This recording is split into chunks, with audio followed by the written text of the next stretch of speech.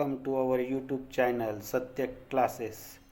स्वामी विवेकानंद जी के विचारों का अमृत मंथन, कर्मयोग के विचार, टीचिंग ऑफ स्वामी विवेकानंद। आज का विचार, मुमुक्षा, मुक्ति की इच्छा। सत्प्रवृत्ति से भी ऊंची एक अवस्था है और वह है मुमुक्षा, मुक्ति की इच्छा। सभी विभिन्न योगों का भी एक ही लक्ष्य है, आत्मा की मुक्ति। वे सभी अंत में हमें उसी स्थान पर ले जाते हैं।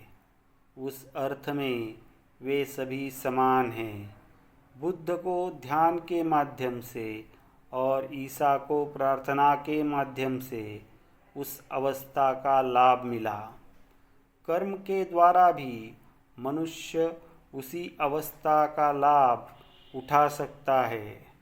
बुद्ध ज्ञानी और ईसा मसीहा भक्त थे, लेकिन दोनों को एक ही पद मिला था।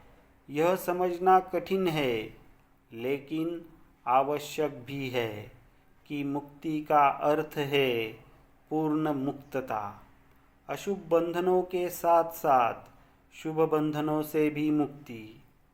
लोहे की जंजीर भी जंजीर है और सोने की जंजीर भी जंजीर ही है। मान लीजिए कि आपकी उंगली में फंसा एक कांटा दूसरे कांटे से निकालने के बाद आप दोनों कांटों को फेंक देते हैं।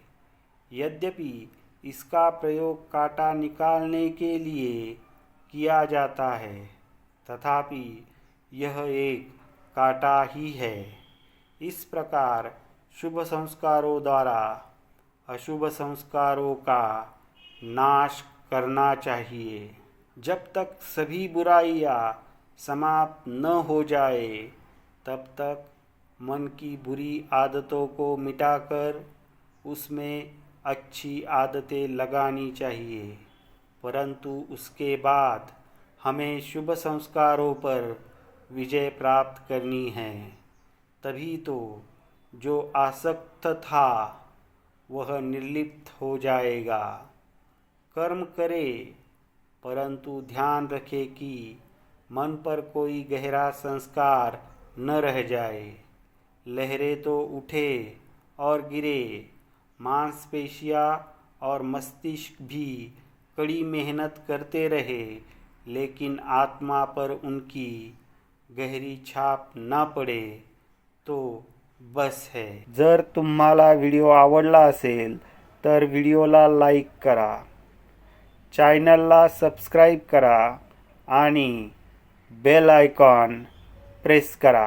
सत्प्रवृत्ती संपन्न होण्यापेक्षाही अधिक उच्च अशी एक अवस्था आहे आणि ती म्हणजे मुमुक्षा वा मुक्तीची इच्छा। व ते सर्व अंती आपल्याला त्या एका स्थानी घेऊन जातात। त्या दृष्टीने ते सर्व सारखेच आहेत। बुद्धांना ध्यानाच्या द्वारे तर ख्रिस्तांना प्रार्थनेद्वारे त्या अवस्थेचा लाभ झाला। त्याच अवस्थेचा लाभ माणूस केवळ कर्माच्या द्वाराही करून घेऊ शकेल।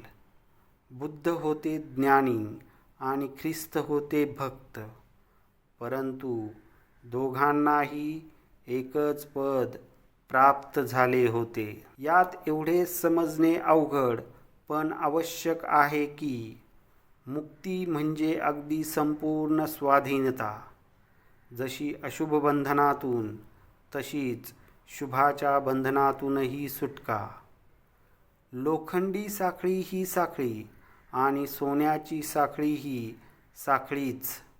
समजा आपल्या बोटात रुतलेला काटा दुसऱ्या काट्याने काढल्यानंतर ते दोन्ही काटे आपण फेकून देतो, कारण काढण्यासाठी वापरला असला तरी तो ही काटाच। अशुभ संस्कारांचा शुभ संस्कारांद्वारे असाच नाश केला पाहिजे। जोपर्यंत सगळेच्या सगळे वाईट लुप्तप्राय होत नाही तोपर्यंत मनावरील कुसंस्कार पुसून टाकीत राहून त्यावर शुभसंस्कार पाडीत गेले पाहिजे. परंतु त्यानंतर मग शुभसंस्कारांवरही जय मिळवावा लागेल. तेव्हाच कुठे जो आसक्त होता तो अनासक्त होऊन जाईल.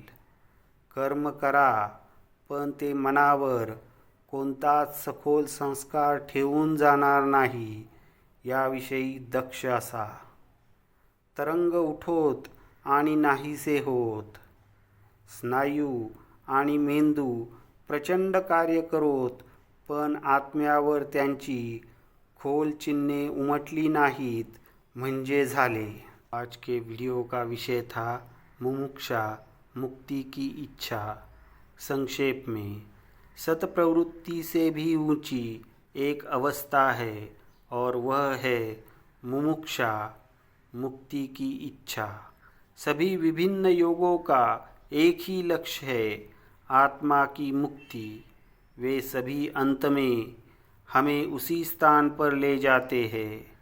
उस अर्थ में वे सभी समान हैं.